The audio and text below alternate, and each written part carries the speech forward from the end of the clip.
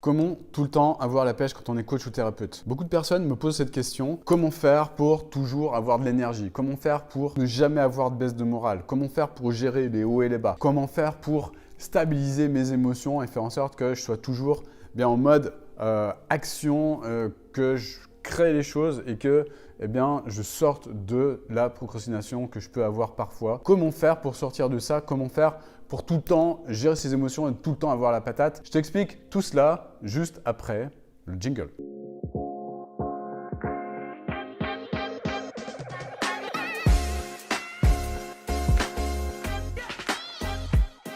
Alors comment faire pour tout le temps avoir la pêche? Comment faire pour toujours avoir de l'énergie? Je vais te raconter une histoire qui m'est arrivée il n'y a pas très longtemps, il y a quelques mois.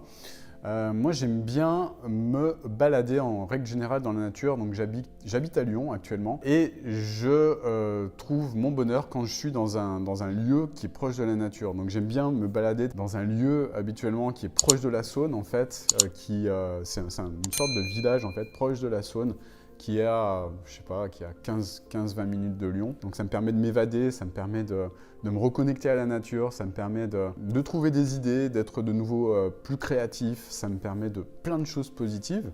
Donc j'adore cet endroit, donc je fais toujours une petite balade de 1h, 1h30, un truc comme ça. Et depuis pas mal de temps, je passe dans cette balade à côté d'un cimetière. Et à chaque fois, je suis un petit peu étonné de voir des pierres tombales qui sont assez majestueuses en fait. À chaque fois, j'ai mon œil qui est attiré par des sortes de monuments dans ce cimetière. Et la dernière fois que j'y suis allé, en fait, j'ai été attiré en fait par tout un lot de tombes qui sortaient justement du lot. En fait. Donc je suis rentré dans ce cimetière et je me suis demandé mais qu'est-ce que c'est que ces trucs-là en fait? Qu'est-ce que c'est que ces espèces de monuments de dingue érigés pour qui? Pourquoi? Enfin, j'étais vraiment en mode, je me questionne par rapport à tout ça. Donc je rentre dans le cimetière et là, je suis face à une sorte d'énorme pierre tombale qui fait plusieurs mètres de haut. Il doit faire 4-5 mètres de haut, qui est en train de s'effondrer en fait. Tout est en train de s'effriter et je me rends compte que c'est pas la seule. Je me rends compte qu'il y a une sorte de grande chapelle dédiée à quelqu'un. Je me rends compte qu'à côté, il y a plein d'autres tombes de cet acabit, de ce gabarit. Et je me dis, mais qui étaient ces personnes en fait? Parce qu'évidemment, des personnes étaient enterrées sous ces tombes.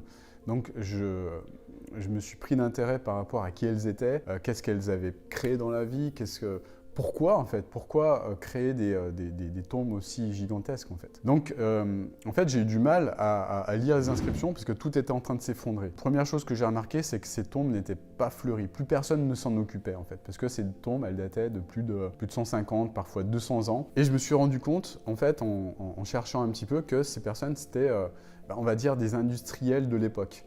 Des industriels du début de, je ne sais plus quel siècle, enfin il y a 200 ans, et qui avaient construit ces tombes justement parce qu'ils avaient sans doute un statut social, parce que sans doute ils voulaient laisser, je sais pas, en fait je suis pas dans leur tête à ces personnes-là, mais en tout cas, ce dont je me suis rendu compte, c'est que 200 ans après, le constat c'est que plus personne ne mettait quoi que ce soit sur cette tombe est en train de s'effondrer, et ça m'a fait un choc en fait. Ça m'a fait un choc parce que je me suis imaginé ces personnes, et je me suis dit que ces personnes qui sans doute étaient très riches à l'époque, ces personnes qui sans doute avaient des maisons de maître en fait sur les bords de Saône, etc. Eh bien, qu'est-ce qui restait d'elles en fait?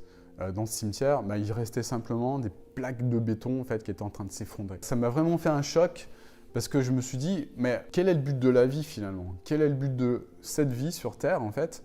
C'est quoi ce but? C'est de finir le plus riche ou la plus riche possible, faire en sorte de finir comme le ou la plus riche du cimetière, ou bien c'est au contraire de laisser quelque chose en héritage sur cette terre. Ça m'a vraiment fait un électrochoc de voir ça.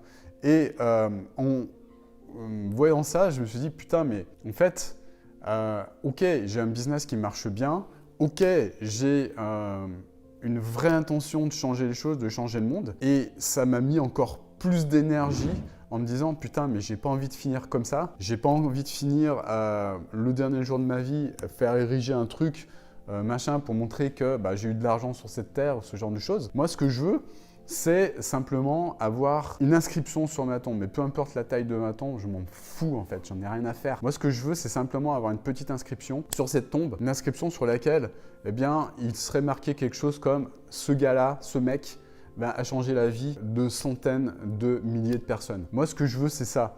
C'est d'être à l'origine d'un grand mouvement et surtout d'être à l'origine d'une transformation. D'être à l'origine d'un mouvement. Moi, ce que je veux par-dessus tout, c'est faire en sorte de révéler tout l'amour qui est en chacun d'entre nous. L'amour, la gratitude qui est en chacun d'entre nous. Pour faire en sorte que les personnes se transforment de l'intérieur et qu'elles contribuent à mettre en place un monde meilleur. C'est ça que je veux. Ok, ça fait peut-être un peu bisounours. Beaucoup de personnes qui vont me dire « Ouais, bisounours, bisounours. » Ouais, ok, je suis un bisounours, c'est super, j'assume, je suis un bisounours. Mais en tout cas, moi, ce que je veux, c'est changer le monde de cette manière-là. C'est-à-dire changer les personnes les unes après les autres. C'est pas en faisant de la politique, c'est pas en faisant des actions coup de poing, gna gna gna, je vais tout casser. C'est pas en faisant la révolution, ce genre de choses. Pour moi, en tout cas, qu'on peut changer le monde. Pour moi, on ne peut changer le monde que en changeant les personnes les unes après les autres, de manière à ce que elles transmettent une sorte de contagion, donc elles contaminent, voilà, j'ai trouvé le mot, elles contaminent d'autres personnes de par leur état d'esprit, de par leur amour, de par leur gratitude. Il n'y a que comme ça qu'on peut changer la face du monde, c'est changer les personnes les unes après les autres. Ça, j'en suis également intimement convaincu. Pour en revenir à cette thématique, le fait d'avoir compris tout ça et surtout le fait d'avoir vu ces tombes, j'ai beaucoup de gratitude pour ces personnes-là en fait. Ça peut paraître un peu délire ce que je vais dire, mais j'ai de la gratitude pour ces personnes que j'ai vues, dont j'ai vu les tombes.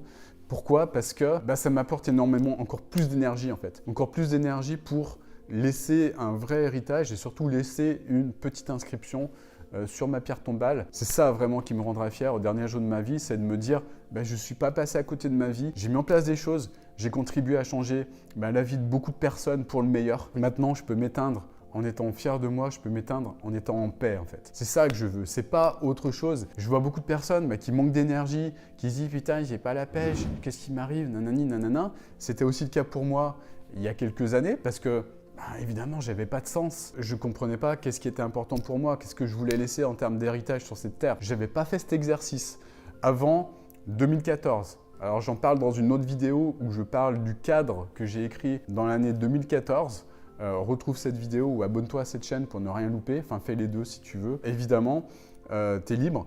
Mais ce qui est le plus important, c'est vraiment en tout cas pour moi, de m'être connecté à quelque chose de plus grand que moi en 2014, d'avoir écrit ce truc-là et puis de vouloir maintenant le réaliser et de me rendre compte maintenant, à l'heure où j'enregistre cette vidéo, on est en 2021, je me rends compte que maintenant j'ai fait beaucoup de chemin pour avancer vers cette vision de vouloir transformer énormément de personnes de l'intérieur de cette manière-là. Je suis en train d'y arriver et ce que je veux pour les prochaines années, et c'est ça qui me donne encore plus d'énergie, encore plus de pêche, c'est rendre ce mouvement encore plus important. Donc si tu veux participer à ce mouvement, abonne-toi à cette chaîne. Si tu n'as pas de compte YouTube, crée-en un, abonne-toi à cette chaîne et puis on sera nombreux à être ces personnes alignées avec le cœur qui veulent par-dessus tout transformer la vie d'autres personnes comme ça en disséminant plus d'amour, plus de gratitude.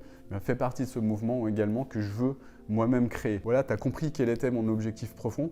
C'est pas de mourir comme le plus riche du cimetière, mais c'est au contraire d'être fier de moi, de me sentir heureux, de me sentir en paix au dernier jour de ma vie pour avoir contribué à créer quelque chose de grand pour l'humanité.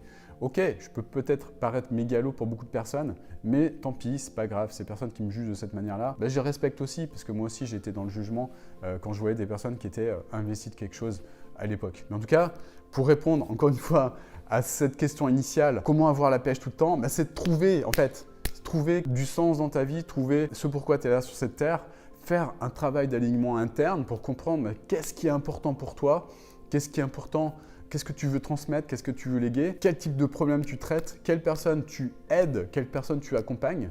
J'explique tout ça si tu veux. J'ai mis en place un défi, donc c'est un défi de 4 jours. Tu passes 4 jours avec moi, inscris-toi, le lien est juste en dessous. Tu passes 4 jours avec moi, je te donne tout en fait, ce que je connais, qui va te permettre de casser ton syndrome de l'imposteur, de passer à l'action surtout si tu as du mal avec ça, mettre en place ce qu'il faut maintenant dans les années 2020 et plus pour mettre en place un grand mouvement. Je t'explique tout ça concrètement dans ce défi, là, dans cette formation de 4 jours. Et surtout, si tu veux être inspiré, avoir de la patate tous les jours, le plus important c'est ça, c'est d'identifier ce que je t'ai dit tout à l'heure. Et puis surtout, ce qui a été game changer pour moi, ce qui m'a vraiment fait changer, c'est de comprendre qu'au dernier jour de ma vie, comment je voulais me sentir au dernier jour de ma vie. Est-ce que je voulais avoir ce sentiment comme beaucoup de personnes, d'être passé à côté de ma vie. Donc il y a une infirmière qui est célèbre, c'était une infirmière australienne, j'ai complètement zappé son nom, mais tu peux le retrouver facilement sur internet. Mets-moi en commentaire, tiens, le nom de l'infirmière que j'ai oublié là, qui ne me revient pas. Mais en tout cas, une personne qui a accompagné des personnes, de vieilles personnes en fin de vie justement, et qui s'est amusée, entre guillemets, à faire une petite enquête. Qu'est-ce qui est le plus important pour vous et quel est votre plus grand regret en fin de vie maintenant? Quel est votre plus grand regret? Et la majorité des personnes, ces personnes en fin de vie, ont répondu toutes la même chose. Bien, ce que je regrette, c'est de ne pas avoir voulu réaliser tout ce que je voulais faire quand j'étais jeune, de ne pas avoir pu réaliser mes rêves de jeune, de ne pas avoir pu mettre en place tout ce que je souhaitais et surtout avoir ce sentiment amer d'être passé à côté de ma vie. J'ai posé également moi-même la question à une de mes grand-mères et c'est vrai que elle est partie avec un certain nombre de regrets également. Et j'ai pensé à ça et je me suis dit, ok, je me suis fait cette promesse que jamais je ne me laisserai le choix de passer à côté de ma vie et de tout donner. Je me suis fait cette promesse de tout donner pour aller au bout de mes rêves et je me suis fait cette promesse de tout faire pour réaliser ma vie, de tout faire pour mettre en place ce que j'avais au fond de mon cœur et de tout faire, tout donner pour me sentir heureux et en paix et fier au dernier jour de ma vie. J'ai énormément de gratitude également pour ma grand-mère par rapport à ça, par rapport à ce qu'elle m'a transmis dans ces derniers jours. Et ça m'a vraiment inspiré pour faire en sorte que je réalise quelque chose qui soit en adéquation avec ce que je veux, vraiment aligné avec mon cœur et être en mesure d'inspirer un maximum de personnes vis-à-vis de ça et surtout de changer les mentalités, de changer le monde tout simplement. Voilà. J'espère que cette vidéo t'a plu. Je ne l'ai pas du tout préparé, je pense que tu l'as remarqué. Si c'est le cas, mets un like à cette vidéo, ça m'encouragera pour en faire d'autres de ce type. Et puis, dernière chose, abonne-toi à cette chaîne pour faire partie du mouvement, comme je disais tout à l'heure. Et puis regarde le lien, encore une fois, regarde le lien que je t'ai mis par rapport à ce défi. Donc c'est un défi sur 4 jours qui va sans doute également toi t'aider à te transformer de l'intérieur pour, je l'espère en tout cas, pour que tu puisses faire partie du mouvement et contribuer à changer ce monde. Je te souhaite une magnifique journée, je te dis à très bientôt pour une nouvelle vidéo. Ciao!